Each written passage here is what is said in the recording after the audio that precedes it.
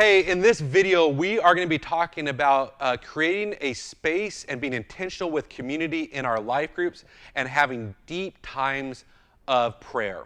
We want our life groups to look like the early church. We want to be a reflection of Acts chapter 22. It's that beautiful moment when the church is early formed and we just see God doing tremendous things in the life of the individuals and its impact on the world, on their community. It was really a beautiful thing. And we want that for our groups too. We believe that God has something beautiful and powerful in store for your group. And so one of the things that we think is true in that early church is they were a tight-knit group, that they had this deep fellowship for one another, that they shared life and all their resources with each other. And so we want to encourage you to be intentional in focusing on creating community in your life group. And what that looks like is it starts with being intentional just with how your time is set up in your life group, that there's space for conversations, for friendships, for meals, for coffee, for whatever's happening, that there's some time that is relationship building in your group.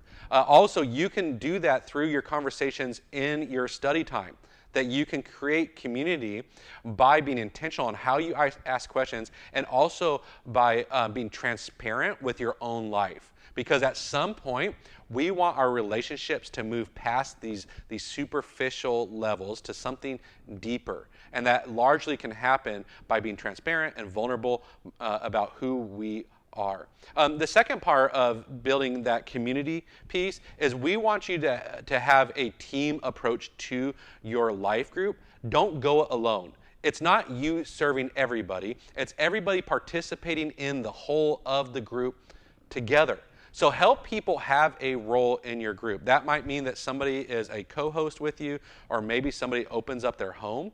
Maybe somebody is assigned the role of hospitality, where their job is to make sure that that food's coordinated, or that snacks are coordinated, or whatever that is. Maybe somebody's role is to be the prayer champion, that they're focused on making sure that everybody's prayer requests get out to the group. Or perhaps that it's somebody's role to make sure that we are engaging missionally, and their job is to help us stay focused on that. You get the idea. As you start forming your group and you have people invited into it, help them be part of the community, not simply attending a gathering at your home. The second thing that we want to focus on this video is prayer.